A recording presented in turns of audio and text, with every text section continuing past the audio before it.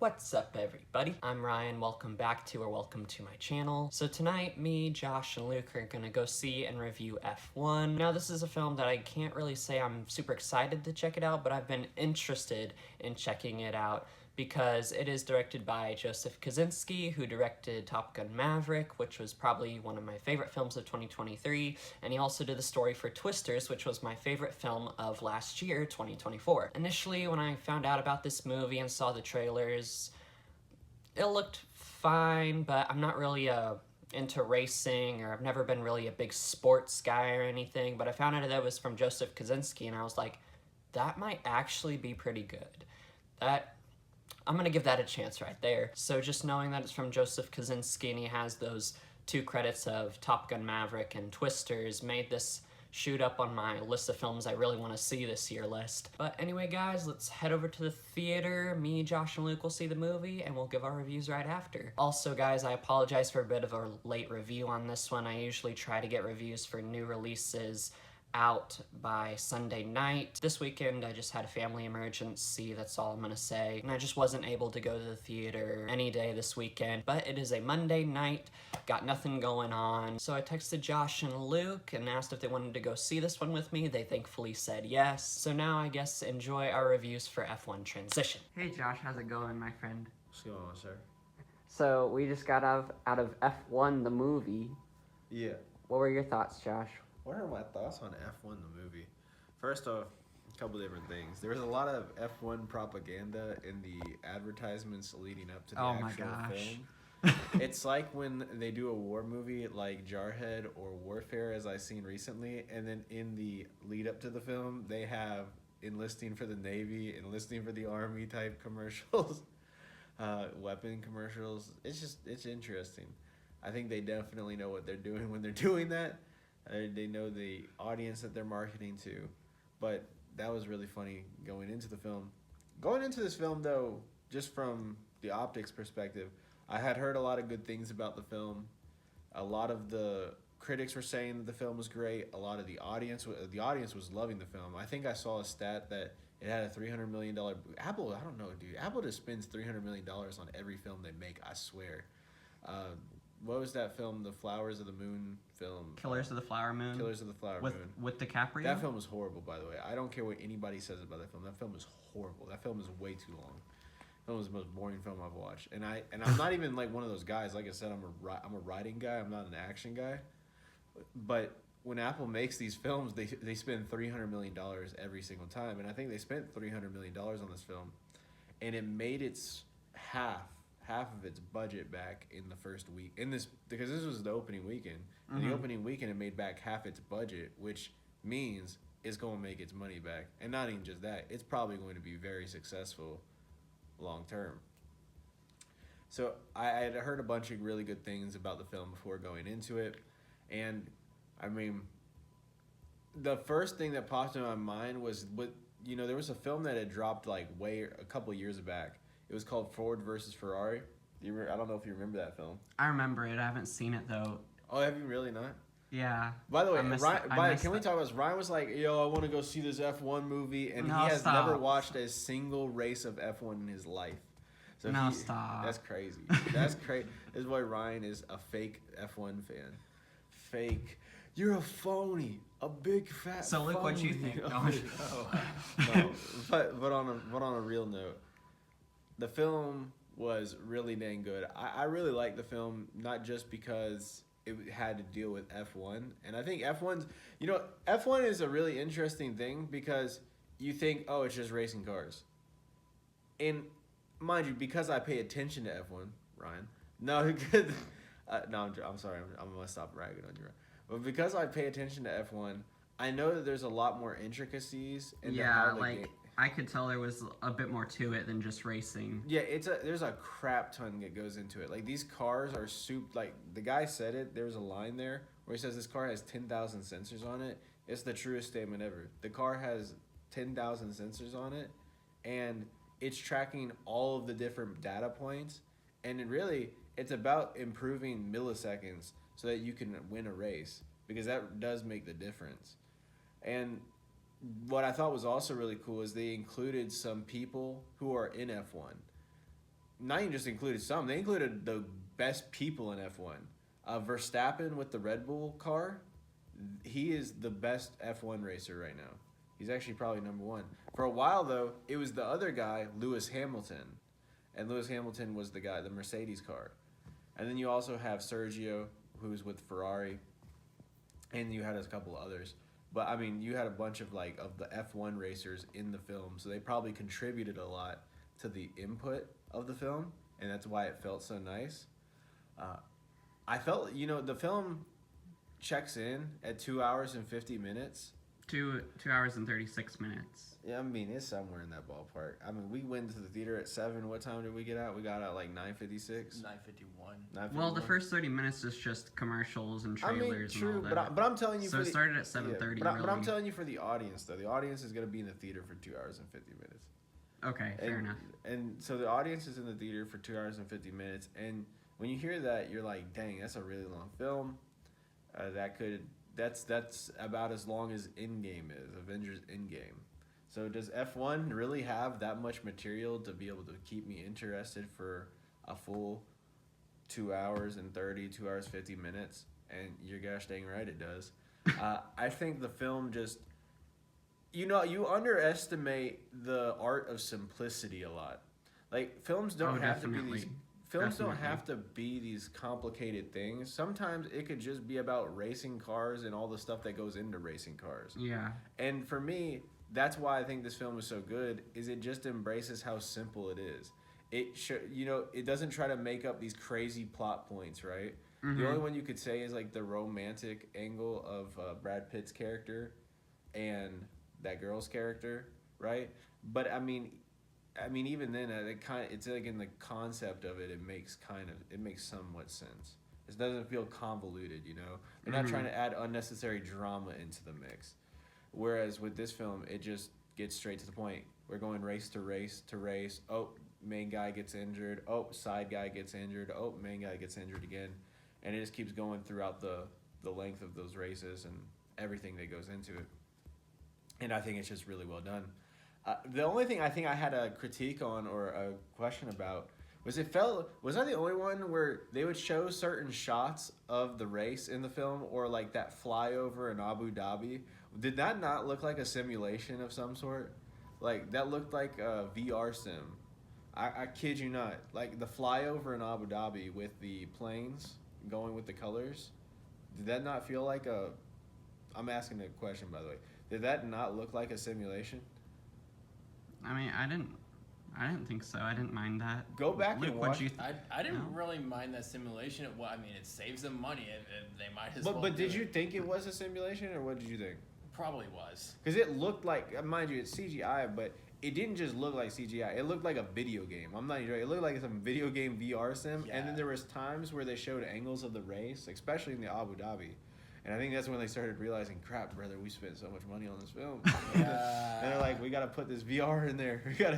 I swear they showed like VR sims. And mind you, how they train is they actually do use that VR, that VR simulation. Mm-hmm. But that's not what I'm really talking about. I'm talking about like there's actually like scenes in the like where they're trying to show you the update on the race for the Abu Dhabi race. And it's actually just it looks straight up like some stuff that was in the VR sim. Yes, I think Brad Pitt gives a great performance. Brad Pitt is just made to be good, like this goofy guy, He really does play his goofy cool guy persona. I feel like in every film he's in, basically. Mm-hmm. In this film, it's no different. You think about it, he's goofy. He's like, I don't care. I play to the beat of my own drum. I'll do that laugh every now and then, and that's how he'll do it. He'll be right, and that's how he'll say it, and that he'll do that so consistently across his films. But I mean, it works every time. I also love the character that played Joshua Pierce. Or the actor that played... The character that played... Yeah, the character. The character that played the actor. Yes, the character that played the actor. But I love the actor for Joshua Pierce. Did a really good job. I thought there was a nice bit of humor in here as well. Oh, yes. This film was surprisingly... It was a bit funnier than I thought it was going to be. Oh, yeah. And so I think the film was just I mean, not much more I really want to say on the film. Like, this thing was a solid 8.5, 9 out of 10 type film. I'll tell you what, this is like the perfect fit. This is like a Ryan film all day. Like, I know what Ryan's score for this film already is. Oh, do you? Yeah, Ryan's giving this film like a 9 out of 10 easy. Like, it's an easy 9 out of 10 film for Ryan. Like, Ryan loves Twisters, and this film is so much in the ballpark of like what Twisters does. The director for this film did the story for Twisters. Bro, what did I tell you? It's so simple because you know how when we talk about Twisters, like Twisters is like it's pretty straightforward. It's a tornado and they're chasing tornadoes, right? Yeah. F1, we're simple. We're racing cars and we're figuring out how to win. Yeah. And it felt that same exact way. And so I feel like this is your type of movie. And so I'm interested to hear what your thoughts are, as well as Luke's. But Luke, what do you think about this film? I would say it's an F1 movie. And it would not be an F1 movie without some personality in it.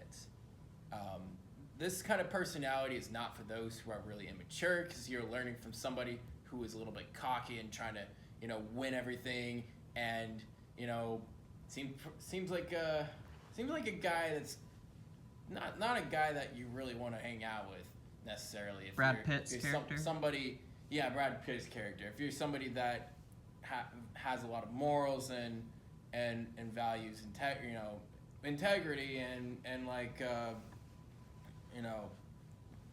virtues, just in general, just like that would require some, for kids that would obviously require some parental guidance, but I mean it added personality. His character really added personality to this movie, and it wouldn't be an F1 movie without this kind of personality. I guess that's my take on it. I'd probably give it a 7 out of 10. That's solid. Yeah. It was actually pretty fascinating to watch. Made you jump every time they switched scenes from kind of out to like in the car, and it made you jump. So that's pretty cool, and it was kind of funny too. It had some of its funny moments, and I would say better than a lot of movies that Hollywood has thrown out there. Oh yeah. And yes, you expect spoiler alert, the comeback to the Brad Pitt character being the winner. Yeah. You expected that the whole time, but it wasn't how you would have. It wasn't how you would have thought it would occur. Like if you hadn't seen you would think it's just a boring, dull F1 movie. That guy starts out last and he works his way up to being first. No, this was an interesting way of showing how he gets to first. For sure. Yeah. I think that Hollywood just got to realize, man, like there's a successful arc here where you enlist an A-list actor or two, and you make a very well done racing film. It's probably going to do really good at the theater. Like I said, this is the second one that's now doing really well. You had Ford versus Ferrari, which killed at the theater. Actually did really well at the box office. And you think about who are the A-listers there? Christian Bale and Matt Damon. Yeah, you had some big time A-listers, and that film made its money back easy. So I think there's a formula here for sure. A Formula One. Oh. Nice. Bro, I didn't even catch that at first. I set it up the entire time. It's all, but the review's all been leading up to this. I see the angle. I'm flying. I'm flying. That dude was flying though. He was going through the air with that car. Okay, Ryan. Okay. Pass the camera over here, man. Pass the camera. Okay. All right, man. Be honest. What? How did you feel about this film, man? Like y'all said, it was just a really nice kind of. I was actually talking to our good friend John Arthur recently about how much I love Twisters because it's just so refreshing to watch a movie that doesn't have any like underlying political agenda or anything. It's just the goal is just to entertain and be a good time, right? And have a good story. And that's what this was, and it makes sense. It's from the same person who did the story for Twisters, Joseph Kosinski, who also directed Top Gun Maverick, which it feels a lot like both those movies. So that's a recipe for success, and this was just a really good movie. Brad Pitt's character Sonny Hayes was. I'm not usually a fan of those kind of like jerky, like dangerous, live on the edge, I march to the beat of my own drum type characters usually, but the way they did it, his character, it was pretty charming and entertaining, I thought. So I actually really liked his character. Did he have W Ohio Riz? Oh, stop. What the Sigma is that? Everyone just clicked out. No, but all the cast was really good. Javier Bardem, the girl who played Kate, Sonny's love interest, and what's his name, Joshua. They all did really good. It was really cool when, like Luke said, you were in the car and just the way they shot it. It was. They definitely did take inspiration from how they shot Top Gun Maverick, because it just looked very similar to in that movie when you're in the plane, and just it looked amazing. And it didn't really do anything phenomenal. It didn't have a great message or anything. It was just a nice, simple, fun little film. I think overall I'd give it. I'll say 7 for now, but it definitely could go up on rewatch or after thinking about it a bit more. I'd say the same thing. I think I would say that it might go up on a rewatch too. Once I catch all the details. I did see some like random details here and there that like you wouldn't focus on. You keep your focus on the main character, but then I just saw flashes of people like cheering and stuff, like, and you could tell it wasn't just like made up. It was there was actually some personality in it, the way that they were doing random things. For sure. And also another thing, like with Twisters and Top Gun Maverick, this film has a pretty decent soundtrack, if I do say. Yeah, the score is really well. Yeah. The score is really well done, and then it has some like rappers in there, like. And yeah, I started hearing people rapping. I'm like, ooh, Josh. Josh just feels like even these people are like some of the singers. I heard like Roddy Ricch had a song in there. I heard Don Toliver had a song in there, and I was like, both these dudes are trash. But the songs are not bad, honestly. They didn't sound bad, at least, but they're probably horrible. They're probably talking about. Oh yeah. Else. See, usually with soundtracks for films like this, like usually the lyrics are pretty trash, but in the context of like how it's used in the film, it's like it like works. Yeah.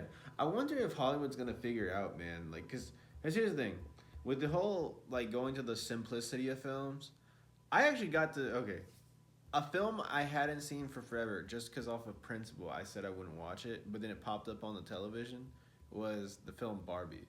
I said I wouldn't watch that film. I watched that film. I haven't seen it. Dude, the film's horrible. The film is horrible, but it did so well at the box office. But I feel like it's such a one-off at the box office. Like films that they explore identity politics.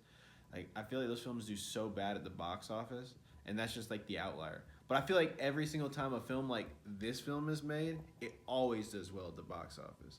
So I'm hoping Hollywood just realizes that we care about whether or not the film is good. Not whether or not the film is smart, not whether or not the film has any sort of intelligence in it. We just care that the film is actually good. And usually a good film has intelligence. It has smartness. Now, mind you, I think there's good films that just bomb. And it blows my mind, the good films that bomb. Like Thunderbolts. Like Black Bag. Like Bro, how did Thunderbolts bomb? How did Black Bag bomb? Dude, this film, well, I know why it bombed. It bombed because there was no advertising for it, and it's a Michael Fassbender film, and it's like, how the crap is there no advertising for this joint? This joint's one of the best films I've ever seen this year, and maybe period in my top 10 list. But this film had some proper advertising. I'd seen advertising for this film about a month out. The studio believed in it. Apple believed in it. And if Apple believes in it, then they're going to frickin' put buku bucks behind this film. Yeah. That's exactly what they did. They put buku bucks. That's another thing I'll say I respect about Apple, is that Apple, when they don't just go halfway, they go all in on their films that they make. And even if I don't like them, I respect the heck out of it. Like, I think Sinners was partially helped by Apple, but I know it was Ryan Coogler, but I mean, I think partially Apple helped. Don't quote me on that. I don't remember. There was a film recently that came out that was like Apple helped out with it, but can't remember it. But it was a lot of money pumped into it. And I just good experience. And I would say another film, like dumb films that are in theater. Now, this is not a dumb film, mind you, but like another dumb film I saw recently, I told Ryan about. I saw Megan 2.0 in the theaters. Dude, I'm telling you that there's a resurgence of these types of films. Like, Just films that are bad, but they're good. Like films that are like they understand what they are. It's really just films that understand what they are. If you understand what you are and you're not pretentious, I think you're gonna do well. I think if you just act as a film and you're just pretentious as crap and you're trying to push an agenda, that crap sucks. Yeah. It freaking fails every time. That's why I think 28 Years Later did well. I'd have to check the box office on 28 Years Later. But I think it did well, right? 28 Years Later? I want to say it did really well at the box office. I haven't looked at its box office. I'd have to check it, but I think it did well at the box office, and I think it's still doing well at the box office. Film's great. I love that film. Actually, it's okay. It's like a 7 out of 10. But that's because, I don't mind the ending part. I thought the ending part was okay. But you don't know anything I'm talking about. But it's sorry. But let's get back to F1. F1, I'd give it I already gave my score out of 10. I have no more thoughts, Ryan. Okay. Ryan, it's late at night, bruh. Yeah. Ryan, why are you still filming, bruh? Cause I gotta do the outro. Turn the camera off. No, don't do that. I'm about to turn the camera off. Okay, no, don't do that. I have to do the outro. Okay, ready? No, Okay. I'm about to steal it. No. Okay. Thank y'all for watching our review. Like and subscribe if you enjoy our content. Let us know down below what you thought of F1. And I guess we'll see y'all in the next video. Peace. Peace.